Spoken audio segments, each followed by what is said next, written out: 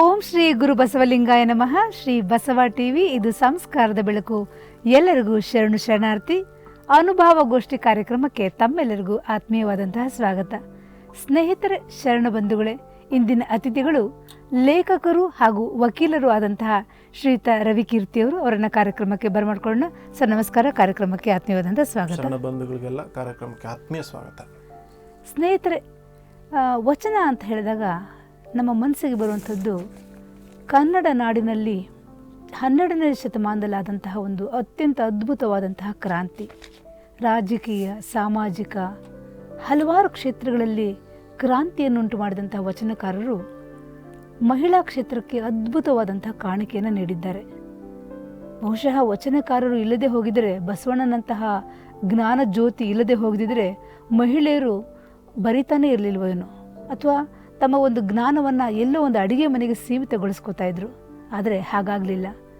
ವಿಶ್ವಜ್ಯೋತಿ ಬಸವಣ್ಣನವರು ಮಹಿಳೆಯರನ್ನು ಒಂದು ಬರಹ ಲೋಕಕ್ಕೆ, ಜ್ಞಾನದ ಲೋಕಕ್ಕೆ ಕರೆತಂದರು. ಸ್ನೇಹಿತರೆ, ಶರಣ ಬಂಧುಗಳೇ, ಇಂದಿನ ಅನುಭವಗೋಷ್ಠಿಯಲ್ಲಿ ಹೆಚ್ಚು ಹೆಸರು ಮಾಡದೇ ಇರುವಂತಹ, ಹೆಚ್ಚು ಜನರಿಗೆ ಅವರು ಗೊತ್ತೇ ಇಲ್ಲ ಅಂತ ಒಬ್ಬರು ಮಹಿಳಾ ವಚನಕಾರ್ತಿಯರನ್ನ ತಗೊಂಡಿದ್ದೀವಿ. ಶ್ರೀಯುತ ರವಿಕೀರ್ತಿಯವರು ಈ ದಿನ ವಚನಕಾರ್ತಿ ನೀಲಮ್ಮ ಇವರ ಬಗ್ಗೆ ಹೆಚ್ಚಿನ ಬೆಳಕನ್ನು ಚೆಲ್ಲುವಂಥ ಪ್ರಯತ್ನವನ್ನು ಮಾಡ್ತಾರೆ. ರವಿಕೀರ್ತಿಯವರ ನನ್ನ ಮೊದಲನೇ ಪ್ರಶ್ನೆ, ಈಗ ನಾವು ವಚನಕಾರ್ತಿಯರು ಅಥವಾ ಮಹಿಳಾ ವಚನಕಾರ್ತಿಯರು ಅಂತ ಹೇಳಿದಾಗ ಒಂದು ಅತ್ಯಂತ ಪ್ರಜ್ವಲವಾದಂತಹ ಹೆಸರು ಅಕ್ಕ ಮಹಾದೇವಿಯವರದ್ದು. ಗಂಗಾಂಬಿಕೆ, ನೀಲಾಂಬಿಕೆಯರು ಬರ್ತಾರೆ. ಅಕ್ಕ ನಾಗಮ್ಮನವರ ಹೆಸರುಗಳನ್ನು ಭಾಳಷ್ಟು ಕೇಳಿದ್ದೀವಿ. ಅವರ ವಚನಗಳನ್ನು ಪ್ರಕಟ ಆಗಿದೆ, ಪುಸ್ತಕಗಳಲ್ಲಿದೆ ಮತ್ತು ಪಠ್ಯಪುಸ್ತಕಗಳಲ್ಲಿದೆ. ಆದರೆ ಹಾಗೆ ಅದೇ ರೀತಿ ಬಹಳಷ್ಟು ಮಹಿಳಾ ವಚನಕಾರ್ತಿಯರು ಆ ಕಾಲದಲ್ಲಿ ಇದ್ದರು. ತಮ್ಮ ಸಮೃದ್ಧವಾದಂತಹ ಸಾಹಿತ್ಯವನ್ನು ರಚಿಸಿದ್ದಾರೆ. ಓದು ಬರಹ ಬರದೇ ಹೋದರೂ ಸಹ ಅವರು ಯಾವುದೋ ಒಂದು ರೀತಿ ಬಾಯಿಂದ ವಚನಗಳನ್ನು ಹೇಳುತ್ತಾ ಅದನ್ನು ದಾಖಲು ಮಾಡಿದಂಥ ಉದಾಹರಣೆಗಳು ಇದೆ. ಈಗ ನೀವು ಇವರನ್ನೇ ಯಾಕೆ ಈ ದಿನದ ಒಂದು ಅನುಭವಗೋಷ್ಠಿಗೆ ಇವರ ಬಗ್ಗೆ ಚರ್ಚೆ ಆಗಬೇಕು ಅಂತ ತಮಗೇನು ಆಸಕ್ತಿ? ಮೊದಲನೇದಾಗಿ ಏನು ಹೇಳಬೇಕು ಅಂತಂದರೆ, 12ನೇ ಶತಮಾನದಲ್ಲಿ ಬಸವಣ್ಣನವರ ವಚನ ಕ್ರಾಂತಿ ಏನು ಶುರುವಾಯಿತು, ನಾವು ಬಸವಣ್ಣವರ ನೆನೆಸ್ಕೊಳ್ಳೋ ಜೊತೆಲಿ ಇಂಥ ಇವ್ರನ್ನ ಗೌಪ್ಯ ವಚನಕಾರ್ತಿಯರು ಅಥವಾ ಅಪ್ರಸಿದ್ಧ ವಚನಕಾರ್ತಿಯರು ಅಂತೆಲ್ಲ ಕರೀತಾರೆ. ಅಂದರೆ ಇವರು ಬೆಳಕಿಗೆ ಬರಲಿಲ್ಲ. ಅಂದರೆ ಹೆಚ್ಚಾಗಿ ಅಕ್ಕಮಹಾದೇವಿಯವರ ರೀತಿ, ನೀಲಾಂಬಿಕೆ ಅವರ ರೀತಿ, ನಾಗಮ್ಮ ಅವರ ರೀತಿ ಇವರು ಬೆಳಕಿಗೆ ಬರಲಿಲ್ಲ. ಆದರೆ ನಾನು ಯಾಕೆ ಇವ್ರನ್ನ ತಗೊಂಡೆ ಅಂತಂದರೆ, ವೆನ್ ಐ ವಾಸ್ ರೀಡ್ ಇವರ ವಚನವನ್ನು ನಾನು ಓದಿದಾಗ ಅದ್ಭುತವಾದಂಥ ಸಾರ ಇದೆ ಅದರಲ್ಲಿ. ಅವರು ಬಸವಣ್ಣನವರ ತತ್ವ ಸಂದೇಶಗಳಿಗೆ, ಸಿದ್ಧಾಂತಗಳಿಗೆ ಮಾರು ಹೋಗಿ ಅವರು ಒಂದು ಎಂಥ ಕ್ರಾಂತಿಯನ್ನು ಮಾಡಿದ್ದಾರೆ ಅಂದರೆ, ಇವರೆಲ್ಲ ವಚನಕಾರ್ತಿಯರು ಅದ್ಭುತವಾದಂತಹ ಕ್ರಾಂತಿಯನ್ನು ಇವರು ಮಾಡಿದ್ದಾರೆ. ಆದರೆ ದುರದೃಷ್ಟವಶಾತ್, ಜನಗಳ ದುರದೃಷ್ಟವಶಾತ್ ಇವರು ಹೆಚ್ಚಾಗಿ ಬೆಳಕಿಗೆ ಬಂದಿದ್ದಾರೆ, ಹಾಗಾಗಿನೇ ನಮಗೂ ಗೊತ್ತು. ಆದರೆ ಹೆಚ್ಚಾಗಿ ಪ್ರಕಾಶಮಾನವಾಗಿ ಬೆಳಗಿಲ್ಲ. ಆದರೆ ಅವರ ಸಾಹಿತ್ಯ ಇದೆಯಲ್ಲ, ವಚನ ಸಾಹಿತ್ಯ, ಅದು ಅತ್ಯಂತ ಪ್ರಜ್ವಲವಾದಂತಹ ಜ್ಯೋತಿಯಂತೆ ಖಂಡಿತವಾಗ್ಲೂ ಬೆಳಗುತ್ತೆ ಅನ್ನೋ ನಂಬಿಕೆ ನನಗಿದೆ. ಹಾಗಾಗಿನೇ ನಾನು ಇವ್ರನ್ನ ಬೆಳಕಿಗೆ ತರಬೇಕು ನನ್ನ ಕೈಲಾದಷ್ಟು ಮಟ್ಟಿಗೆ ಅಂತ ಈ ಶಿವಶರಣೆ ನೀಲಮ್ಮನವರ ವಚನಗಳನ್ನು ತಗೊಂಡಿದ್ದೀನಿ. ಮೊದಲನೇದಾಗಿ ಒಂದು ವಚನವನ್ನು ವಾಚನ ಮಾಡುವುದರ ಮೂಲಕ ಕಾರ್ಯಕ್ರಮ ಆರಂಭ ಮಾಡಿಕೊಡಿ. ಇವರು ಬರೆದಂಥ ವಚನ, ಇವರು ಅಂಕಿತನಾಮವನ್ನು ಸಂಗಯ್ಯ ಅಂತ ಇಟ್ಕೊಂಡಿದ್ದಾರೆ. ಇವರ ವಚನ: ಬೆಳಗಿನ ಪ್ರಭೆ ತಳತಳಸಿ ಹೊಳೆಯಲು ಆ ಬೆಳಗಿನೊಳಗೆ ಬೆಳೆದ ಶಿಶುವಾನಯ್ಯ, ಕಳೆಯರಿಯದೆ ಬೆಳೆದೆನು ತಿಳಿವಿಲ್ಲದೆ ನಿಂದೆನು ಸಂಗಯ್ಯನಲ್ಲಿ ಬಸವ ಬಸವ ಎನ್ನುತ್ತಿದ್ದೇನಯ್ಯ. ಇದು ಒಂದು ಅದ್ಭುತವಾದಂತಹ ಒಂದು ದಿಕ್ಕು ತೋರಿಸುತ್ತೆ ನಮಗೆ. ಈಕೆ ಹೇಳ್ತಿರೋದೇನು ಅಂತಂದರೆ, ತಳತಳಿಸಿ ಸೂರ್ಯನ ಕಿರಣಗಳು ಮಾರ್ನಿಂಗ್ ಟೈಮ್ ಬೀಳ್ತಾ ಇರ್ತವೆ, ತುಂಬ ಪ್ರಜ್ವಲವಾಗಿ ಹೊಳಿತಾ ಇರ್ತಾನೆ ಸೂರ್ಯ. ಆ ರಶ್ಮಿತೆಗಳ ಅಡಿಲಿ ನಾನು ನಿಂತಿದ್ದೀನಿ, ನನ್ನಲ್ಲಿ ಯಾವುದೇ ರೀತಿಯಾದಂತಹ ಕಳಂಕ ಇಲ್ಲ. ಏನು ಹೇಳ್ತಾರೆ ಅಂತಂದ್ರೆ, ತಿಳುವಳಿಕೆ ಇಲ್ಲದೆ ನಾನು ನಿಂತುಬಿಟ್ಟಿದ್ದೀನಿ, ಅಂದರೆ ನನಗೆ ದಿಕ್ಕು ತೋಚ್ತಾ ಇಲ್ಲ. ಆದರೆ ನನಗೊಂದು ಸಮೃದ್ಧಿಯಾದಂತಹ ಜ್ಞಾನ ಭಂಡಾರ ಗೊತ್ತಿದೆ.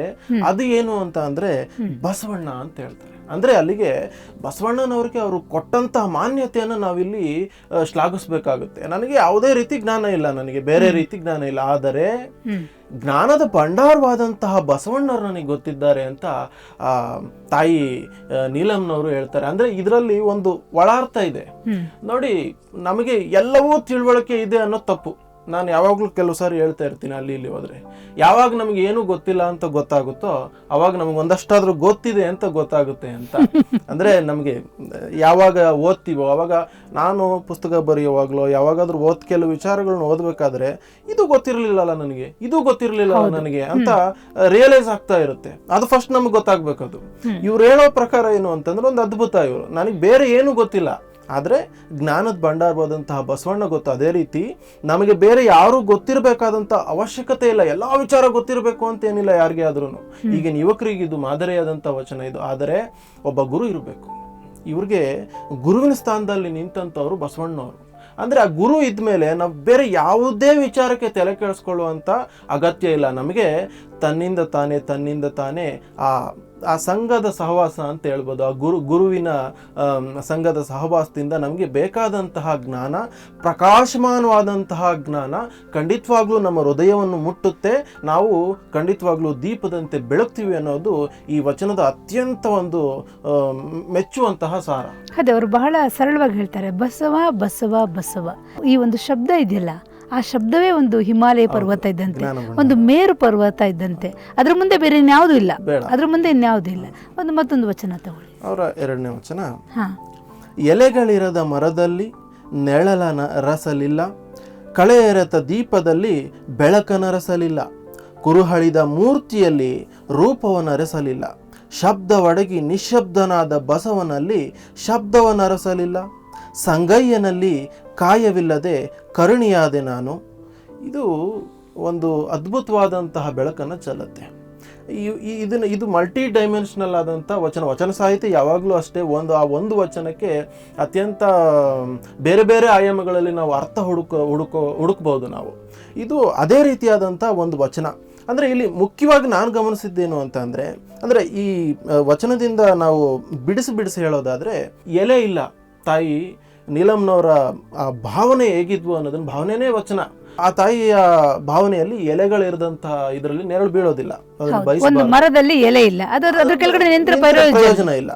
ಅದೇ ರೀತಿ ಬೆಳಕಿಲ್ಲ, ಬೆಂಕಿ ಇಲ್ಲದಂತ ದೀಪದಲ್ಲಿ ಬೆಳಕು ಬರೋದಿಲ್ಲ, ಅದನ್ನ ನಾವು ಅರ್ಥ ಮಾಡ್ಕೊಳ್ಬೇಕಾಗುತ್ತೆ. ಅದೇ ರೀತಿ ಬಸವಣ್ಣನವರು ಅವರು ಒಂದು ಜ್ಯೋತಿಗೆ ಹೋಲಿಸ್ತಾರೆ ಇಲ್ಲಿ. ಬಸವಣ್ಣನವರು ಒಂದು ಜ್ಯೋತಿ, ಶಬ್ದ ಇಲ್ಲ ಅವ್ರ ಹತ್ರ, ನಿಶಬ್ದ, ಅವರು ನಿರಾಕಾರರು. ಅವರು ಆ ಬೆಳಕಿನಡಿಯಲ್ಲಿ ನಾವೆಲ್ಲ ಇದ್ದೀವಿ. ಅಂದರೆ ಒಂದು ಯಾವುದೇ ಆಡಂಬರ ಬೇಡ, ಶಬ್ದ ಬೇಡ. ಆಮೇಲೆ ಇನ್ನೊಂದು ತತ್ವ ಮುಖ್ಯವಾದದ್ದು ಈ ವಚನದಲ್ಲಿ ಅಡಗಿರೋದೇನು ಅಂತಂದರೆ, ಭೌತಿಕ ಸ್ವರೂಪದಲ್ಲಿ ನೀವು ದೇವರನ್ನು ಹುಡುಕಬೇಡಿ ಅಂತ. ಭೌತಿಕ ಸ್ವರೂಪದಲ್ಲಿ ದೇವರನ್ನು ನೋಡಬೇಡಿ, ಹುಡುಕಲೇಬೇಡಿ ನೀವು ಭೌತಿಕ ಸ್ವರೂಪದಲ್ಲಿ. ಕಣ್ಣಿಗೆ ಕಾಣೋ ದೇವರು ಅಂತ ಕೆಲವರು ಹೇಳ್ತಾ ಇರ್ತಾರೆ, ಸೂರ್ಯ ಚಂದ್ರ. ಇಲ್ಲ, ಖಂಡಿತವಾಗ್ಲೂ ನಮ್ಮ ಬೆನ್ನ ಹಿಂದೆ ನಮಗೇನು ಕಾಣ್ತಿಲ್ಲ ಅನ್ನೋ ಕಾರಣಕ್ಕೆ ನಮ್ಮ ಬೆನ್ನ ಹಿಂದೆ ಏನು ಇಲ್ಲ ಅಂತ ಅಲ್ಲ, ಹಿಂದೆ ಇರ್ಬೋದು, ನಮಗ್ ಕಾಣ್ತಾ ಇಲ್ಲ. ಆ ರೀತಿ ಭೌತಿಕ ಸ್ವರೂಪದಲ್ಲಿ ದೇವರನ್ನು ಹುಡುಕೋಕ್ ಹೋಗ್ಬೇಡಿ. ಆದ್ರೆ ಒಂದು ಅಮೂರ್ತ ಸ್ವರೂಪದಲ್ಲಿ ಒಂದು ಜಾಗೃತ ಶಕ್ತಿ ಖಂಡಿತವಾಗ್ಲೂ ಇದೆ. ಅದನ್ನ ನೀವು ಹುಡುಕುವಂತ ಪ್ರಯತ್ನವನ್ನ ಮಾಡಿ, ಆತ್ಮ ಸ್ವರೂಪದಲ್ಲಿ ಲೀನವಾಗಿ ಆತ್ಮವನ್ನು ಹುಡುಕಿ ಆತ್ಮ ಸಾಕ್ಷಾತ್ಕಾರವನ್ನು ಪಡ್ಕೊಳ್ಳಿ ಅನ್ನೋದು ತಾಯಿ ನೀಲಂನವರ ಈ ವಚನದ ಅರ್ಥ. ಮತ್ತೆ ಇನ್ನೊಂದು ಬಹಳ ನನಗೆ ಒಂದು ಅದ್ಭುತವಾಗಿ ಕಂಡಿದ್ದು ರವಿಕೀರ್ತಿ ಅವರೇ, ಈಗ ಇವರು ಅಮೂರ್ತವಾಗಿ ನೋಡ್ರಿ ಕಾಣ್ರಿ ಅಂತ ಹೇಳ್ತಾರೆ. ಆದರೆ ಇತ್ತೀಚಿನ ದಿನಗಳಲ್ಲಿ ಒಂದು ಇವರು ತಮ್ಮ ಗುರುಗಳನ್ನಾಗಿ ಬಸವಣ್ಣನವರನ್ನ ಬಹಳ ಚೆನ್ನಾಗಿ ಅಕ್ಸೆಪ್ಟ್ ಮಾಡ್ಕೊಂಡ್ಬಿಟ್ಟಿದ್ದಾರೆ. ಇದನ್ನು ಬಹಳ ಚೆನ್ನಾಗಿ ನಾವು ಅರ್ಥ ಮಾಡ್ಕೊಂಡಾಗ ನಿಜವಾದ ಗುರು ಯಾರು ಅನ್ನೋದು ಬಹಳ ಸ್ಪಷ್ಟವಾಗಿಬಿಡುತ್ತೆ. ಇತ್ತೀಚಿನ ದಿನಗಳಲ್ಲಿ ನನಗೆ ಬಹಳ ಬೇಸರ ಅನಿಸುತ್ತೆ ರವಿಕೀರ್ತಿಯವರೇ, ಗುರುಗಳು ಅಂತ ಹೆಸರನ್ನು ಇಟ್ಕೊಂಡಂತಹವರು ತಮ್ಮ ಶಿಷ್ಯರು ಮುಂದುವರೆದ್ರೆ ಅವ್ರು ಇಷ್ಟನೇ ಪಡಲ್ಲ. ಹೌದಲ್ಲ, ನಾನೀಗ ಸತ್ಯ ಸಂಗತಿ ಹೇಳ್ತಾ ಇದ್ದೀನಿ. ನನ್ನ ಶಿಷ್ಯನಿಗೆ ಹೆಚ್ಚು ಸಂಬಳ ಬಂದ್ಬಿಡುತ್ತೆ, ಅವನಿಗೊಂದು ಇನ್ಕ್ರಿಮೆಂಟ್ ಬಂದ್ಬಿಡುತ್ತೆ ಅಂದರೆ ಗುರುಗಳಿಗೆ ಹೊಟ್ಟೆ ಕಿಚ್ಚು ಹುಟ್ಕೊಂಡ್ಬಿಡುತ್ತೆ. ಅವ್ರಿಗೆ ಗುರುಗಳಿಗೆ ಗುರುತ್ವ ಇರಬೇಕು ಅಂತ ನಮ್ಮ ಗುರುಗಳು ಹೇಳ್ತಾ ಇದ್ರು. ಆ ಗುರುತ್ವ ಅನ್ನುವಂಥದ್ದು ಇಲ್ಲದೆ ಇರುವಂಥದ್ದು.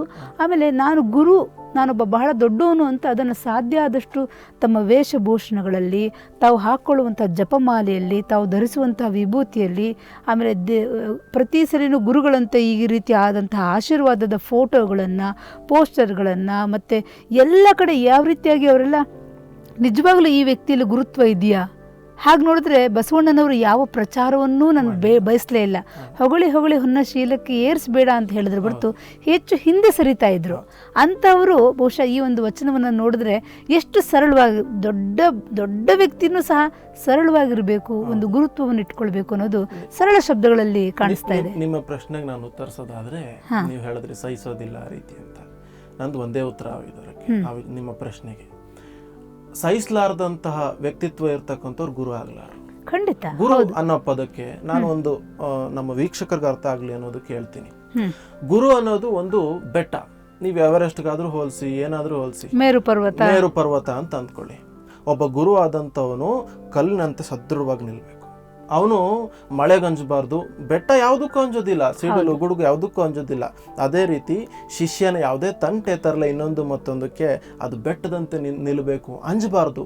ಅನಂತರ ಒಂದು ವಿಶೇಷವಾದ ಗಮನಿಸಬೇಕಾದದ್ದೇನು ಅಂತಂದರೆ, ಈ ಶಿಷ್ಯ ಇರ್ತಾನಲ್ಲ, ಆ ಬೆಟ್ಟದಂಥ ಗುರುವನ್ನ ಉಪಯೋಗಿಸ್ಕೋಬೇಕು. ಅಂದರೆ ಆ ಬೆಟ್ಟವನ್ನು ಹತ್ತಬೇಕು. ಬೆಟ್ಟವನ್ನು ಹತ್ತಿ ಯಾವಾಗ ಅವನು ಸೂರ್ಯನನ್ನು ದರ್ಶನ ಮಾಡ್ತಾನಲ್ಲ, ಆ ಸೂರ್ಯ ಅಲ್ಲಿ ಮಾತ್ರ ಉದಯಿಸಿರೋದಿಲ್ಲ. ಆ ಬೆಟ್ಟವನ್ನು ಹತ್ತಿದ ಶ್ರಮ ಇರುತ್ತಲ್ಲ, ಆ ಶ್ರಮ ಅವನು ಸೂರ್ಯನನ್ನು ನೋಡ್ಬೋದು, ಅಲ್ಲಿ ಕಾಣ್ಬೋದು. ಆದರೆ ಅವನ ಹೃದಯದಲ್ಲೊಂದು ಸೂರ್ಯ ಹುಟ್ಟಿರ್ತಾನೆ. ಈ ಗುರುವಾಗಬೇಕಾದ್ರೆ ಬೆಟ್ಟದಂತೆ ನಿಲ್ಬೇಕು. ಅವನು ಅಪಮಾನ ಅಪಕೀರ್ತಿಗಳಿಗೆ ಅಂಜಲೂಬಾರದು, ಹೊಗಳಿಕೆಗೆ ಹಿಗ್ಗಬಾರದು, ತೆಗಳಿಕೆಗೆ ಕುಗ್ಗಬಾರದು. ಅದಕ್ಕೆ ನಾನು ಬೆಟ್ಟನ ಉದಾಹರಿಸಿದ ಕಾರಣಕ್ಕೆ, ಬೆಟ್ಟ ಈಗ ಎಷ್ಟೋ ಬೆಟ್ಟಗಳು ನಮ್ಮ ದೇಶದಲ್ಲಿ ಇದಾವೆ. ನಾವು ನೀವು ಇರ್ತೀವಿ, ಒಂದು 50 ವರ್ಷ ಆದ್ಮೇಲೆ ಹೊರಡ್ತಾ ಇರ್ತೀವಿ. ಆದ್ರೆ ಬೆಟ್ಟ ಅನ್ನೋದು ಸಾವಿರಾರು ವರ್ಷಗಳಿಂದ ಇರುತ್ತೆ. ಇದರಲ್ಲಿ ಇನ್ನೊಂದು ಅರ್ಥ ಏನು ಅಂತ ಅಂದ್ರೆ, ಬೆಟ್ಟ ತುಂಬಾ ಜನ ಬೆಟ್ಟ ಹತ್ತುತ್ತಾರೆ. ಅಂದ್ರೆ ಒಬ್ಬ ಗುರು ನನಗೊಬ್ನೇ ಪಾಠ ಮಾಡಿಲ್ಲ ಆತ, ನನಗೊಬ್ನಿಗೆ ಮಾರ್ಗದರ್ಶನ ತೋರಿಲ್ಲ ಆತ, ನೂರಾರು ಜನರಿಗೆ ಮಾರ್ಗದರ್ಶನ ತೋರಿದ್ದಾನೆ. ಅಂದ್ರೆ ಬೆಟ್ಟವನ್ನು ತುಂಬಾ ಜನ ಹತ್ತಿದ್ದಾರೆ. ತುಂಬಾ ಜನ ನೀನ್ ಬಂದು ಹತ್ತು, you can enlight yourself. ನಿನಗೆ ಒಂದು ಜ್ಞಾನೋದಯ ಆಗಬೇಕು ಅಂತಂದ್ರೆ ಆ ಪರ್ವತವನ್ನು ಹತ್ತಿ ಸೂರ್ಯೋದಯವನ್ನು ನೋಡಿದ್ರೆ ಸಾಕು, ಸೂರ್ಯೋದಯ ಇಲ್ಲಿ ಉದಯಿಸ್ತಾನೆ. ಅದು ಗುರುಗೂ ಕೆಲವು ಕ್ವಾಲಿಟೀಸ್ ಇರಬೇಕಾಗುತ್ತೆ. ಎಲ್ಲರೂ ನಾವು ಗುರು ಅನ್ನೋ ಒಂದು ಪರಿಧಿಗೆ ತರೋದಕ್ಕೆ ಬಹುಶಃ ಶಬ್ದ ಇದೆಯಲ್ಲ ರವಿಕೀರ್ತಿ ಅವರೇ, ವಿಶ್ವಗುರು. ಬಹುಶಃ ಈ ಒಂದು ದೊಡ್ಡ ಶಬ್ದವನ್ನ, ಈ ಒಂದು ಪ್ರಶಂಸೆಯನ್ನು ಬಹುಶಃ ನಾವು ಯಾರಿಗೂ ಕೊಡ್ಲಿಲ್ಲ, ಬಸವಣ್ಣನವ್ರನ್ನ ಬಿಟ್ಟು. ಆನಂತರ ಬಂದಂತಹ ಬಹಳಷ್ಟು ಜನ ಧಾರ್ಮಿಕ ಗುರುಗಳು ಏನೆಲ್ಲ ಬಂದು ಹೋದ್ರು ಕನ್ನಡ ನಾಡಿನಲ್ಲಿ. ಈ ಶಬ್ದ ಇದೆಯಲ್ಲ, ಈ ಒಂದು ಪ್ರಬಲವಾದಂತಹ ಶಬ್ದ ವಿಶ್ವಗುರು ಬಹುಶಃ ಬಸವಣ್ಣನವರು ಮಾತ್ರ. ಅದಕ್ಕೆ ಅಣ್ಣ ಬಸವಣ್ಣ ಏನೆಲ್ಲ ಶಬ್ದಗಳಿಂದ ಕದ್ದಿದೆ. ಮತ್ತೊಂದು ವಚನ ಖಂಡಿತ. ಮೂರನೇ ವಚನ, ನಾನು ನಿಮ್ಮವಳಲ್ಲವಯ್ಯ, ನಾನು ಅನಿಮಿಷನವರವಳು. ನಾನು ನಿಮ್ಮವಳಲ್ಲವಯ್ಯ, ನಾನು ಅಜಗಣ್ಣನವರವಳು. ನಾನು ನಿಮ್ಮವಳಲ್ಲವಯ್ಯ, ನಾನು ಪ್ರಭುವಿನ ಸಂತತಿಯವಳು. ನಾನು ನಿಮ್ಮವಳಲ್ಲವಯ್ಯ, ನಾನು ಮಾದಾರ ಚೆನ್ನಯ್ಯನ ಮೊಮ್ಮಗಳು. ನಾನು ನಿಮ್ಮವಳಲ್ಲವಯ್ಯ, ನಾನು ಪ್ರಸಾದಿಗಳ ಮನೆಯ ಕೀಳುದೊತ್ತು. ನಾನು ನಿಮ್ಮವಳಲ್ಲವಯ್ಯ ಸಂಗಯ್ಯ, ನಾನು ಬಸವಯ್ಯನ ಮನೆಯ ತೊತ್ತಿಯ ಮಗಳು. ಇದರ ಅರ್ಥ ತುಂಬಾ ವೈಡ್ ಆಗಿದೆ, ಅಂದ್ರೆ ಇದರ ವ್ಯಾಪ್ತಿ ತುಂಬಾ ದೊಡ್ಡದಾಗಿದೆ. ಈ ಒಂದು ವಚನವನ್ನೇ ತುಂಬಾ ಸಮಯ ತಗೊಂಡು ವಿವರಿಸಬೇಕಾಗುತ್ತೆ. ಅದರ ಶಾರ್ಟ್ ಆಗಿ ನಾನು ಹೇಳೋದಕ್ಕೆ ಪ್ರಯತ್ನ ಪಡ್ತೀನಿ. ಇದರಲ್ಲಿ ಬಸವಣ್ಣನವರ ಒಂದು ತತ್ವ ಅಡಗಿದೆ. ಮುಖ್ಯವಾಗಿ ನಾನು ಎಲ್ಲರನ್ನು ನಮ್ಮವರನ್ನಬೇಕು ಅನ್ನೋ ತತ್ವ ಇದರಲ್ಲಿ ಅಡಗಿದೆ. ಈಕೆ ಅವತ್ತಿನ ಸಮಾಜದಲ್ಲಿ 12ನೇ ಶತಮಾನದಲ್ಲಿ ಯಾವ ರೀತಿಯ ಶೋಷಣೆ ಇತ್ತು, ಯಾವ ಜಾತಿ ವ್ಯವಸ್ಥೆ ಯಾವ ಮಟ್ಟಕ್ಕೆ, ಇದರ ಹಿಂದೆ ಒಂದು ನೋವು ನನಗೆ ಕಾಣಿಸ್ತಾ ಇದೆ. ಖಂಡಿತ ಆ ಶಬ್ದಗಳನ್ನು ನಾವು ಕೇಳ್ತಾ ಇದ್ರೆ ನಮಗೆ ಅರಿವಾಗುತ್ತೆ. ಈಕೆ ಮನನೊಂದು ಏನನ್ನೋ ಸಂದೇಶವನ್ನು ಜಗತ್ತಿಗೆ ಕೊಡ್ತಾ ಇದ್ದಾಳೆ ಅನ್ನೋದು ತಾಯಿ ಗೊತ್ತಾಗುತ್ತೆ. ಇದರಲ್ಲಿ ನೋಡಿ, ನಾನು ನಿಮ್ಮವಳಲ್ಲ, ಒಂದು ಕೋಪಕ್ಕೆ ಹೇಳ್ತಾ ಇದ್ದಾಳ ತಾಯಿ. ನಾನು ನಿಮಗೆ ಸರಿಸಾಟಿ ಅಲ್ಲ, ಆದರೆ ಪ್ರಭುವಿನ ಸಂತತಿ. ಮುಖ್ಯವಾಗಿ ಇನ್ನೊಂದು ಮಾತನ್ನ ಹೇಳ್ತಾರವರು, ನಾನು ನಿಮ್ಮವಳಲ್ಲ, ನಾನು ಶರಣರಿಗೆ ಮೊದಲು ಪ್ರಸಾದವನ್ನು ಕೊಟ್ಟು ಅನಂತರ ಊಟ ಮಾಡುವಂತಹ ಶರಣ ಸಂತತಿಯವಳು. ಅಂದರೆ ಈ ಶರಣ ಸಂತತಿಯ ಗುಣವನ್ನು ಇಲ್ಲಿ ಆಕೆ ವಿಸ್ತರಿಸ್ತಾ ಇದ್ದಾರೆ. ಅಂದರೆ ಹೇಳ್ತಾ ಇದ್ದಾರೆ, ಶರಣ ಸಂತತಿ ಅನ್ನೋದು ಎಷ್ಟು ಪವಿತ್ರವಾದಂತಹದ್ದು.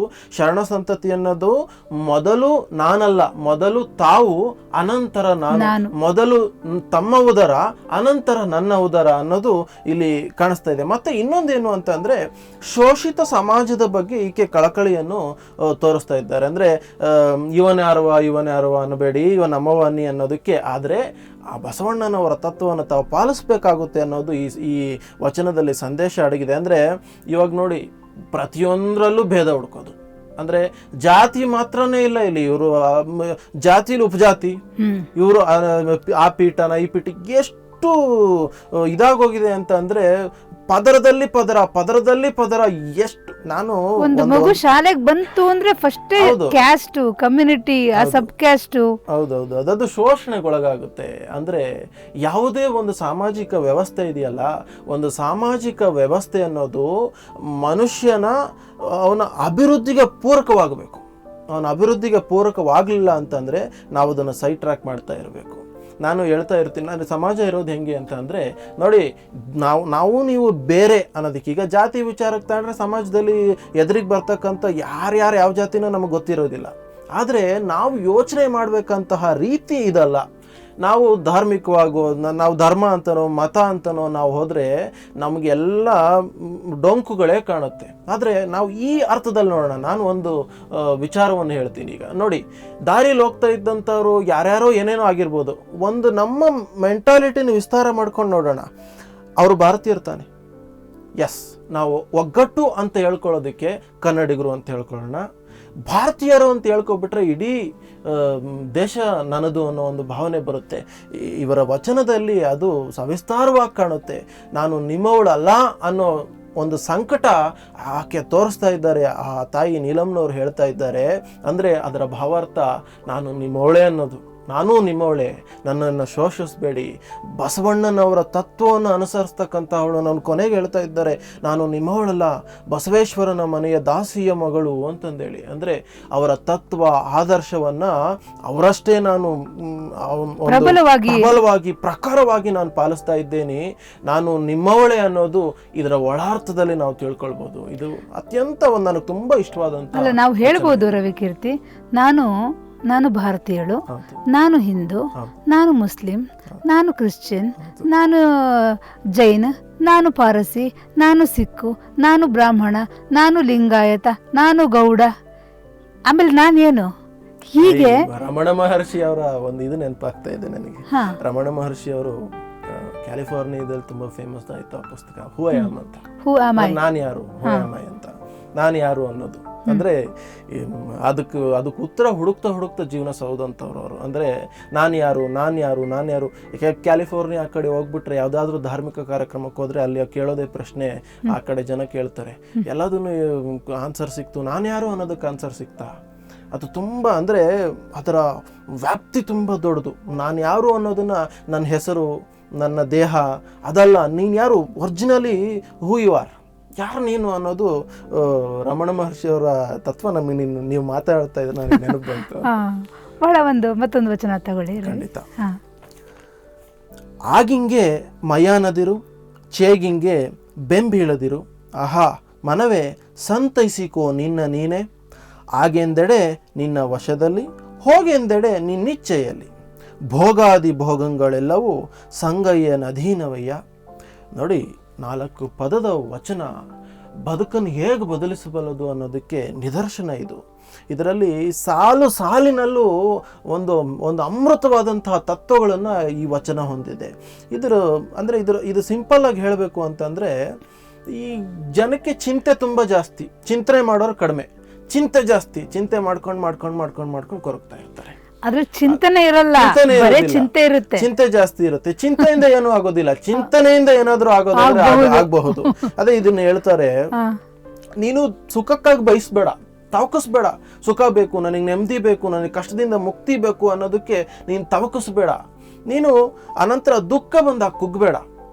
DVG ಅವ್ರು ಹೇಳ್ತಾರಲ್ಲ, ಕಲಾಗು ಕಷ್ಟಗಳ ವಿಧಿಯ ಮಳೆಯ ವಿಧಿ ಸುರಿಯೆ ಅಂತ. ಆ ರೀತಿ ನೀನು ದುಃಖಗಳು ಬಂದಾಗ ಕಲ್ಲಾಗಬೇಕು, ಕುಗ್ಗಬಾರ್ದು. ನೀನು ಅತ್ಯಂತ ದೃಢಚಿತ್ತನಾಗಿರಬೇಕು, ಸಮಾಧಾನ ಚಿತ್ತದಿಂದ ಇರಬೇಕು. ಸಮಾಧಾನವೇ ಎಲ್ಲ ಪ್ರಶ್ನೆಗಳಿಗೂ ಎಲ್ಲದಕ್ಕಿಂತ ದೊಡ್ಡ ದಾನ ಸಮಾಧಾನ ಅಂತಂದೇಳಿ ಹೇಳ್ತಾರೆ. ಅದು ತುಂಬಾ ತಮಾಷೆಯಾಗಿ ಕಂಡ್ರು ಸಹ ತುಂಬಾ ಅರ್ಥ ಇದೆ. ಅಂದ್ರೆ ಇವ್ರು ಹೇಳ್ತಾರೆ, ನೀನು ಬಯಸಿದಾಗೆಲ್ಲ ಸುಖ ಬರೋದಾದ್ರೆ ಇದನ್ನು ಜೀವನ ಅಂತ ಯಾರು ಕರೀತಾರೆ? ಬಯಸಿದಾಗೆಲ್ಲ ಸುಖ ಬರಬೇಕಲ್ಲ. ಅಂದ್ರೆ ಸುಖ ನೀನು ಬಯಸಿದಾಗ ಬರೋದಿಲ್ಲ, ಹೋಗುವಂತ ತಕ್ಷಣ ಹೋಗಲ್ಲ. ದುಃಖವಾದ್ರೂ ಸರಿ, ಸುಖವಾದ್ರೂ ಸರಿ, ನೀನು ಹೋಗುವಂತ ತಕ್ಷಣ ಹೋದ್ರೆ ಜೀವನಕ್ಕೆ ಅರ್ಥ ಇರುತ್ತಾ? ದುಃಖ ಅದು ಯಾವಾಗ್ಲೋ ಬರುತ್ತೆ. ಬಹಳ ವೇದಾಂತಿ ಇದ್ದಾರೆ ಅವರು, ಹೌದಲ್ವಾ? ಹೌದು, ಖಂಡಿತವಾಗ್ಲು. ನಾನು ಓದ್ಬೇಕಾದ್ರೆ ಇವ್ರನ್ನ ತಗೊಳ್ಳೇಬೇಕು. ಇವರ ಕೆಲವು ವಿಚಾರ, ಕೆಲವು ವಚನಗುಚ್ಛಗಳು ನಾನು ಹುಡುಕದಾಗ ಸಿಕ್ಕಿದ್ದು ಕೆಲವೇ ವಚನಗಳು ನನಗೆ. ಆ ವಚನಗುಚ್ಛಗಳನ್ನ, ಅದರ ಸಾರವನ್ನ ನನಗೆ ತಿಳಿದಷ್ಟು ಮಟ್ಟಿಗೆ ವೀಕ್ಷಕರಿಗೆ ನಾನು ಹೇಳಬೇಕು ಅನ್ನೋದು. ಅಂದ್ರೆ ಇದರಲ್ಲಿ ಅಮೇಝಿಂಗ್ ಇದು. ಅಂದ್ರೆ ಒಂದೊಂದು ವಚನದಲ್ಲಿ 4 ಸಾಲು ಅಲ್ಲ, ಒಂದೊಂದು ಪದದಲ್ಲೂ ಒಂದು ಅಮೃತವಾದಂತಹ ತತ್ವಗಳು ಈ ವಚನಗಳಲ್ಲಿ ಅಡಗಿದೆ. ಇನ್ನೇನು ಬೇಕು? ಇವತ್ತಿನ ಸಮಾಜದ ದೊಡ್ಡ ರೋಗ ಚಿಂತೆ ಮಾಡೋದು, ದುಃಖ ಬಂದ್ರೆ ಸುಸೈಡ್ ಮಾಡ್ಕೊಬಿಡೋದು, ಅಥವಾ ಇನ್ನೊಂದೇನೋ. ತುಂಬಾ ಚೆನ್ನಾಗಿ ನನಗೆ ಅನ್ಸಿದ್ದು ರವಿ, ಹಾ ಮೇಡಮ್, ಸುಖಕ್ಕಾಗಿ ತವಕಿಸಬೇಡ. ಸುಖಕ್ಕೆ ನಾವೆಲ್ಲ ಎಷ್ಟು ತವಕಿಸ್ತೀವಲ್ವ, ನಮಗ್ ಬೇಕು, ನಮಗೆ ಕಂಫರ್ಟ್ಸ್ ಬೇಕು. ಯಾಕೆ? ಬೇರೆಯವ್ರನ್ನ ನೋಡಿದಾಗ ನನಗ್ ಬೇಕು. ಈಗ ನನ್ನ ಹತ್ರ ಏನೋ ಇದೆ, ಅದು ಸಾಲಲ್ಲ ನನಗೆ. ಇನ್ನೊಬ್ಬರ ಹತ್ರ ಸ್ವಲ್ಪ ದೊಡ್ಡ ಕಾರ್ ಇದೆ, ನನಗೆ ಅದು ಬೇಕು. ಆಗ ಆ ಸುಖಕ್ಕಾಗಿ ತವಕಿಸೋದು. ಆಮೇಲೆ ಕಷ್ಟ ಬೇಡ, ಕಷ್ಟ ಹೋಗ್ಲಿ ಅಂತನೂ ನಾವು ಹೇಳ್ತಾ ಇರ್ತೀವಿ. ಕಷ್ಟ ಏನ್ ತಕ್ಷಣ ಹೋಗಲ್ಲ. ಆ ಕಷ್ಟದಿಂದ ದೂರ ಹೋಗೋಕ್ಕೂ ನಮಗೆ ಬೇಗ ಕಷ್ಟ ಹೊಟ್ಟೋಗ್ಬೇಕು, ಬೇಗ ಸುಖ ಬಂದ್ಬಿಡ್ಬೇಕು. ನಾವು ಇದನ್ನ ಅರ್ಥ ಮಾಡ್ಕೊಂಡ್ಬಿಟ್ರೆ ಬಹುಶಃ ಪ್ರತಿಯೊಬ್ಬ ಮನುಷ್ಯನು ಸುಖಿಯಾಗಿರ್ಬಹುದು. ಖಂಡಿತ ಪಾಲನೆ ಮಾಡಬೇಕು. ಅಂದ್ರೆ ನಾವು ವಚನಗಳನ್ನ ಓದೋದು ಅಥವಾ ಅದನ್ನ ನಾವು ಹೇಳೋದಾಗ್ಲಿ, ವೀಕ್ಷಕರು ಅದನ್ನ ಕೇಳೋದಾಗ್ಲಿ, ಇದು ಒಂದು ಈ ಪ್ರಕ್ರಿಯೆ ನಮ್ಗೇನಾದ್ರೂ ಕೊಡಬೇಕು. ಅಂದರೆ ನಾವು ಎಲ್ಲೋ ಅಂದ್ಕೊಳ್ಳಿ, ಉದಾಹರಣೆಗೆ ನಾವೆಲ್ಲೋ ಒಂದು ಮನಸ್ಸನ್ನು ನಾವು ರಿಲ್ಯಾಕ್ಸ್ ಮಾಡ್ಕೋಬೇಕು ಅಂತ ಒಂದು ತಾಣಕ್ಕೆ ಹೋಗ್ತೀವಿ. ಯಾವುದೋ ಒಂದು ಬೆಟ್ಟ ಗುಡ್ಡಗಳು, ಟ್ರೆಕ್ಕಿಂಗು, ಇನ್ನೊಂದು ಎಲ್ಲಗೋ ಹೋಗಿ ಬಂದು ಕಾಲು ಕೈ ನೋವಾದರೆ ಪ್ರಯೋಜನ ಇಲ್ಲ. ಆ ಕಾಲು ಕೈ ಎಷ್ಟು ನೋವಾಗಿರುತ್ತೋ ಅದರ 2 ಪಟ್ಟು ಮನಸ್ಸಿಗೆ ಪುಷ್ಟಿ ಸಿಕ್ಕಿರಬೇಕು. ಅಂದರೆ ಆ ಬಂದಿರುತ್ತಲ್ಲ ಎನರ್ಜಿ, ಆ ರಿಲ್ಯಾಕ್ಸೇಷನ್, ಅದರಿಂದ 10 ದಿನ ಮತ್ತೆ ಕೆಲಸ ಮಾಡೋಷ್ಟು ಶಕ್ತಿ ನಮಗೆ ತುಂಬಿಕೊಂಡಿರಬೇಕು. ವಚನವೂ ಅಷ್ಟೇ. ನಾವು ಪ್ರಸಾರ ಮಾಡೋದ್ರಿಂದ ಅಥವಾ ಅದನ್ನು ಕೇಳೋದ್ರಿಂದ ಅಲ್ಲ, ಅದನ್ನು ಸಾಧ್ಯವಾದಷ್ಟು ಮಟ್ಟಿಗೆ ನಾವು ಅದನ್ನು ಅನುಸರಿಸಬೇಕು. ಅನುಸರಣೆ ಇದೆಯಲ್ಲ, ಅದು ಅತ್ಯಂತ ದೊಡ್ಡ ವರ. ಎಂತೆಂಥ ಅದ್ಭುತವಾದಂತಹ ಸಾರವನ್ನು ಇವರು ಕೊಟ್ಟಿದ್ದಾರೆ. ದುಃಖಕ್ಕೆ ಅಂದರೆ ನೀವು ಹೇಳೋ ಪ್ರಕಾರ ಸುಖಕ್ಕೆ ತವಕಿಸ್ಬೇಡ. ಜಗತ್ತು ತವಕಿಸೋದೇ ಸುಖಕ್ಕೆ. ಸುಖ ಬೇಕು ನನಗೆ, ಅದು ಬೇಕು, ಮನೆ ಬೇಕು, ಮಠ ಬೇಕು, ಎಲ್ಲವೂ ನನಗೆ ಬೇಕು, ಅದೇ ಬೇಕು, ಎಲ್ಲ ಬೇಕು ಅಂತಾನೆ ಸಾಕು ಅನ್ನೋದು. ಅದಕ್ಕೆ ದೊಡ್ಡವರೆಲ್ಲ ಹೇಳ್ತಾರಲ್ಲ, ಮನುಷ್ಯ ಸಾಕು ಅನ್ನೋದು ಊಟ ಮಾತ್ರನೇ. ಅವನು ಯಾವುದೇ ರೀತಿ ಐಶ್ವರ್ಯ, ಆನಂದ ಯಾವುದೇ ಆದ್ರೂ ಅವನು ಬೇಕು ಅಂತಾನೆ ಹೊರತು ಸಾಕು ಅನ್ನೋದಿಲ್ಲ ಅನ್ನೋದು. ಇದು ತುಂಬ ಒಳ್ಳೆಯದು. ಅಂದರೆ ಒಂದು ಸಿಂಪಲ್ ಆಗಿ ಸರಳವಾಗಿ ಹೇಳೋದಕ್ಕೆ ಪ್ರಯತ್ನ ಪಡ್ತೀನಿ ನೋಡಿ. ದುಃಖ ಅಥವಾ ಸುಖ ಹೋಗು ಅಂದಾಗ ಹೋಗೋದಿಲ್ಲ, ಬಾ ಅಂದಾಗ ಬರುತ್ತೆ. ಅದು ಯಾವಾಗ ಬರುತ್ತೆ? ಕರ್ಮ ಅನುಸಾರನೋ ಅಥವಾ ನಮ್ಮ ದುಡಿಮೆ ಅನುಸಾರನೋ ಯಾವುದಕ್ಕೂ ಅನುಸಾರವಾಗಿ ಯಾವುದೋ ಒಮ್ಮೆ ಬರುತ್ತೆ, ಸುಖ ಬರುತ್ತೆ. ಅದೇ ರೀತಿ ದುಃಖನೂ ಅಷ್ಟೇ. ಯಾವಾಗೇನು ಈ ಜಗತ್ತು ಅನಿಶ್ಚಿತ ಅಲ್ವಾ, ನಿಶ್ಚಿತವಾದಂಥದ್ದಲ್ಲ, ನಿಖರವಾದಂತಹದ್ದಲ್ಲ. ಜಗತ್ತು ಇದೆಯಲ್ಲ, ಶ್ರೀಕೃಷ್ಣ ಭಗವದ್ಗೀತೆಯಲ್ಲಿ ಪದೇ ಹೇಳಿದ್ದಾನೆ, ಭೂಮಿಗೆ ಬರೋದೇ ಕರ್ಮಕ್ಕೆ ಅಂತ. ಭೂಮಿಗೆ ಬರೋದು ಸುಖ ಪಡೋದಕ್ಕೆ ಬರೋದಿಲ್ಲ, ಕರ್ಮ ಮಾಡೋದಕ್ಕೆ ಬರ್ತೀಯಾ.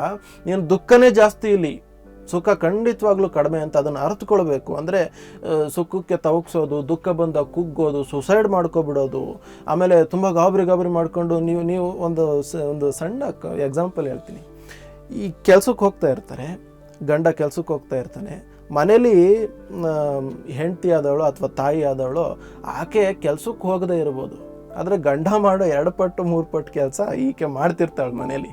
ಅದು ಒಂದು ಉದ್ಯೋಗ ಅಲ್ಲದೆ ಇರ್ಬೋದು, ನಾವು ಯಾರೋ ಅಡಿಲೋ ಕೆಲಸ ಮಾಡದೇ ಇರ್ಬೋದು. ಅಲ್ಲಿ ತನ್ನದೇ ಆದಂಥ ಜವಾಬ್ದಾರಿ. ಒಂದ್ಸರಿ ಟಿಫನ್ ಮಾಡಿಲ್ಲ ಅಂದ್ರೆ ಯಾಕೆ ಮಾಡಿಲ್ಲ ಅಂತ ಕೇಳ್ತೀವಿ, ನಾವೆಲ್ಲ ಕೇಳ್ತೀವಿ, ಇನ್ಕ್ಲೂಡಿಂಗ್ ಮೀ ಅಂದ್ಕೊಳ್ಳಿ, ಕೇಳ್ತೀವಿ ನಾವು. ಆದರೆ ಕೆಲ್ಸಕ್ಕೆ ಹೋಗಿ ಆಕೆ ರೇಗೋದಿಲ್ಲ, ತುಂಬ ಶಾಂತ ಚಿತ್ತದಿಂದ ಇರ್ತಾಳೆ. ಹೆಚ್ಚು ಏನೋ ಕೋಪ ತಾಪದಲ್ಲಿ ಮನುಷ್ಯರು ಸಹಜವಾದ ಗುಣ ರೇಗ್ಬೋದು. ಆದರೆ ತುಂಬ ಜನ ಕೆಲ್ಸಕ್ಕೆ ಹೋಗಿ ಸಂಜೆ ಬರ್ತಿದ್ದಂಗೆ ಎಕ್ಸ್ಪೆಕ್ಟೇಷನ್ಸ್ ಇರುತ್ತೆ. ನನಗೆ ಬಂದ ತಕ್ಷಣ ಒಂದು ಕಾಫಿ, ಒಂದು ಬ್ರೇಕ್ಫಾಸ್ಟ್, ಒಂದು ಸ್ನಾಕ್ಸ್. ಅಲ್ಲ, ಅವ್ರು ಕಾಫಿ ಟೀ ಕೇಳಿದ್ರೆ ತೊಂದರೆ ಇಲ್ಲ. ನಾನು ಈ ಡಿವೋರ್ಸ್ ಕೇಸಸ್ ಎಲ್ಲ ಈ ಸಣ್ಣ ಪುಟ್ಟ ಕಾರಣಕ್ಕೆ ನೋಡಿದ್ದೀನಿ. ಅಂದರೆ ಮನೆಗೆ ಬಂದಾಗ ನನಗೆ ಸರಿಯಾಗಿ ರೆಸ್ಪೆಕ್ಟ್ ಕೊಡೋದಿಲ್ಲ ಅಂತ, ಅಂದರೆ ಕೋಪ ಹೊತ್ಕೊಂಡು ಆಫೀಸ್ ಟೆನ್ಷನ್ ಎಲ್ಲ ತಗೊಂಡು ಬಂದು ಮನೇಲಿ ಆಗ್ತಾ ಇರ್ತಾರೆ. ಆ ಪ್ರೆಸರ್ನ ಅವರು ಪಾಪ ಸಹಿಸ್ಕೊತಾ ಇರ್ತಾರೆ. ಅವ್ರಿಗೂ ಒಂದು ಲಿಮಿಟೇಷನ್ ಅಂತಿರುತ್ತೆ, ಯಾವಾಗೋ ಒಂದು ಮಾತು ಅಂದಿರ್ತಾರೆ, ಅಷ್ಟಕ್ಕೇನೆ ಬಂದಿರುತ್ತೆ ಬೀದಿಗೆ ಸಂಸಾರ. ಅಂದರೆ ಈಗ ದೊಡ್ಡ ನೀವು ವಕೀಲರಾಗಿರೋದ್ರಿಂದ ಈ ಮಾತು ಹೇಳ್ತಿದ್ದೀರಿ. ಈ ಡೈವರ್ಸಿಗೆ ಏನು ದೊಡ್ಡ ಕಾರಣ ಬೇಡ, ಸಣ್ಣ ಕಾರಣ ಅಲ್ಲ, ಕಾನೂನಾತ್ಮಕವಾಗಿ ಎಲ್ಲ ಕಾರಣಕ್ಕೂ ಡಿವೋರ್ಸ್ ತಾಳೋದಕ್ಕಾಗಲ್ಲ. ಕಾನೂನು ಹೇಳಿದೆ ಇಂತಿಂತ ಕಾರಣಗಳಿಂದ ಮಾತ್ರ ಡಿವೋರ್ಸ್. ಆರಂಭ ಇಲ್ಲಿಂದ ಆಗುತ್ತಲ್ಲ, ಅವ್ರಿಗೆ ಗೊತ್ತಿರಲ್ಲ ಎಲ್ಲದಕ್ಕೂ ಡಿವೋರ್ಸ್ ತಗೋಬಹುದು ಅನ್ನೋ ನಂಬಿಕೆಯಲ್ಲಿ ಬಂದ್ಬಿಟ್ಟಿರ್ತಾರೆ. ಡಿವೋರ್ಸ್ ಏನಕ್ಕೆ ಸಿಗುತ್ತೆ ಅಂತ ಈವನ್ ಇನ್ನ ಹಿಂದೂ ಲಾ ಆಗಿರ್ಬೋದು ಅಥವಾ ಮೊಹಮ್ಮದಿಯನ್ ಲಾ ಆಗಿರ್ಬೋದು, ಯಾವ್ದ್ರಲ್ಲಾದ್ರೂ ಸೋರ್ಸಸ್ ಆಫ್ ಡಿವೋರ್ಸ್ ಅಂತ ಇದೆ, ಸೋರ್ಸಸ್ ಟು ಡಿವೋರ್ಸ್ ಅಂತ ಇಂಥ ಕಾರಣಗಳಿಂದ ಮಾತ್ರ ನಾವು ಡೈವೋರ್ಸ್ನ ಕೊಡ್ತೀವಿ, ಎಲ್ಲ ಕಾರಣಕ್ಕೂ ಕೊಡಲ್ಲ ಅಂತ. ಅದು ಅವ್ರಿಗೆ ಗೊತ್ತಿರಲ್ಲ. ಇವನ್ ಬಂದಿದೆ, ಸಣ್ಣ ಪುಟ್ಟ ಕಾರಣಕ್ಕೂ ಡಿವೋರ್ಸ್ವರೆಗೂ ಬಂದಿದೆ, ಆಮೇಲೆ ಆ ಕೇಸ್ ವಜಾ ಆಗಿ ವಾಪಸ್ ಹೋಗಿದೆ. ಈ ರೀತಿ ಇದನ್ನು ಪಾಲಿಸ್ಬೇಕು, ಈ ವಚನಗಳನ್ನು ಓದಬೇಕು, ತಮ್ಮ ಜೀವನಕ್ಕೆ ಅನುಸರಿಸ್ಕೋಬೇಕು. ಹುಟ್ಟುತ್ತೀವಿ, ಒಂದು ದಿವಸ ಹೊರಟು ಬಿಡ್ತೀವಿ, ಯಾವಾಗ ಏನಾಗುತ್ತೆ ಅಂತ ಗೊತ್ತಿಲ್ಲ. ಈ ಜಗತ್ತು ಅನಿಶ್ಚಿತವಾದಂತಹದ್ದು. ಇಂತಹ ಜಗತ್ತಲ್ಲಿ ನಾವು ಕೋಪದಲ್ಲೇ ಕಳೀತಾ ಇದ್ರೆ ನಮ್ಮ ಆರೋಗ್ಯ ಹಾಳಾಗುತ್ತೆ, ನಮಗೆ ಕಾಯಿಲೆ ಕಸಾಲೆ, ಮಾನಸಿಕ ಆರೋಗ್ಯ ಹಾಳಾಗುತ್ತೆ. ಇವತ್ತು ದೈಹಿಕ ಇವತ್ತು ನೋಡಿ, ಶುಗರ್ ಪೇಷಂಟ್ಸ್ ಜಾಸ್ತಿ ಆಗ್ತಾ ಇದ್ದಾರೆ, ಕ್ಯಾನ್ಸರ್ ಕಾಯಿಲೆಗಳು ಜಾಸ್ತಿ ಆಗ್ತಾ ಇದ್ದಾರೆ. Everything, each and every disease ಅಂತ ಏನಂತ ಕರಿತೀವಿ, ಯಾವುದೇ ಒಂದು ರೋಗಗಳು ಜಾಸ್ತಿ ಆಗ್ತಾ ಇದಾವೆ. ಕಾರಣ ಫಸ್ಟ್ ಮನೋರೋಗ. ಮನೋರೋಗ ಎಲ್ಲದಕ್ಕೂ ಕಾರಣ. ನೀವು ಯಾವ್ದಾದ್ರು ನೋಡಿ, BP ಯಾಕೆ ಜಾಸ್ತಿ ಆಗುತ್ತೆ? ಉದ್ವೇಗ ಜಾಸ್ತಿ ಆಗೋದ್ರಿಂದ, ಟೆನ್ಷನ್ಸ್ ಜಾಸ್ತಿ ಆಗೋದ್ರಿಂದ, BP ಇಂದ ಹಾರ್ಟ್ ಪ್ರಾಬ್ಲಮ್ ಆಗುತ್ತೆ, ಶುಗರ್ ಬರುತ್ತೆ, ಕಿಡ್ನಿ ಫೇಲ್ಯೂರ್ಸ್ ಆಗ್ತವೆ.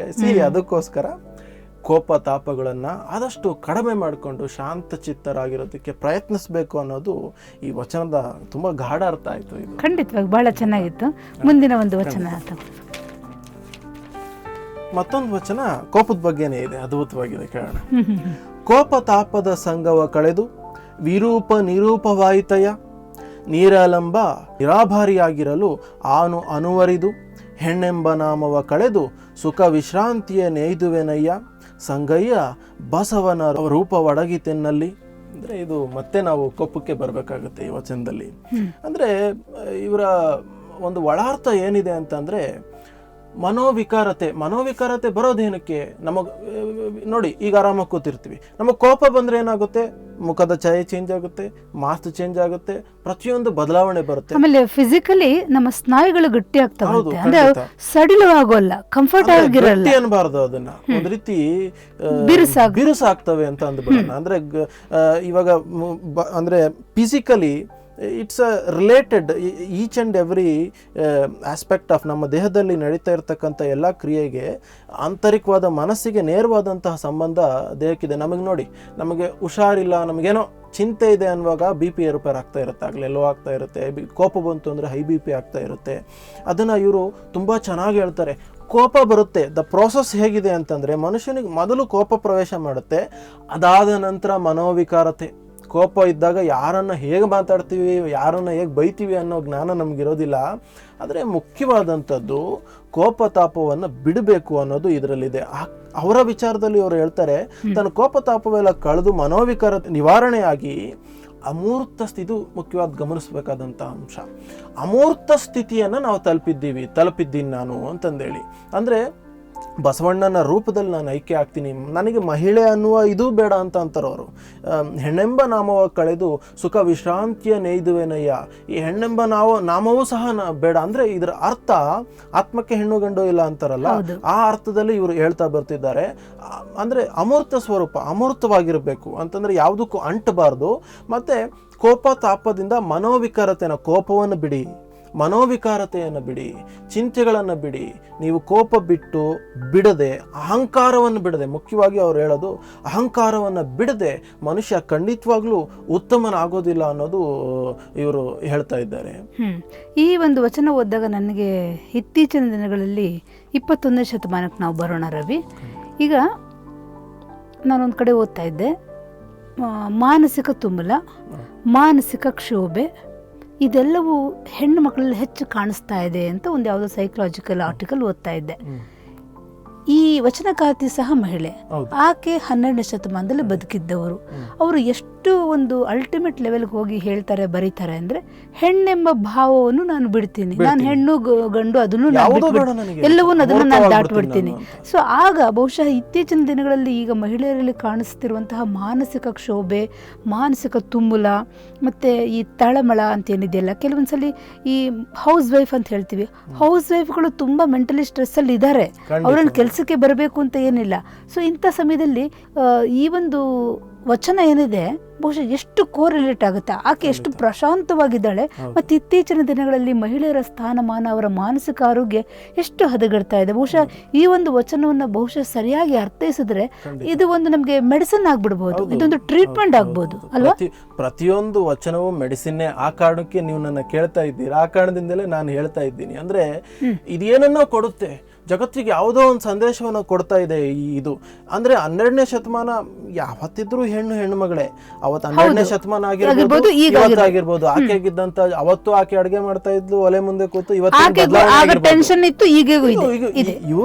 ಇವರ ಜೀವನವನ್ನ ನಾವು, ನೀಲಂನವರ ಜೀವನವನ್ನ ನೋಡೋದಾದ್ರೆ ಆಕೆ ಸಾಂಸಾರಿಕವಾಗಿ ಎಲ್ಲಾ ರೀತಿಯಾಗಿ ತೊಂದರೆಗಳನ್ನು ಅನುಭವಿಸಿದಂತವ್ರೆ.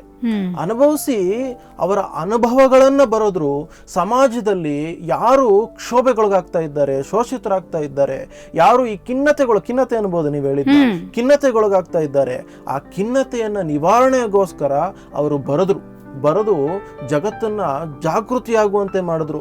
ಕೋಪ ತಾಪದಿಂದ ಇವತ್ತು ನೀವು ಹೇಳಿದ್ದು ನಿಜ, ಕೋಪ ಜಾಸ್ತಿ ಆಗ್ತಾ ಇದೆ ಅಥವಾ ಖಿನ್ನತೆ ಜಾಸ್ತಿ ಆಗ್ತಾ ಇದೆ. ಖಿನ್ನತೆ ಮಟ್ಟ ನೋಡಿ, ಒಂದು ಚಿಕ್ಕ ಕಥೆ ಹೇಳಿ ಇದು ಮಾಡೋಣ.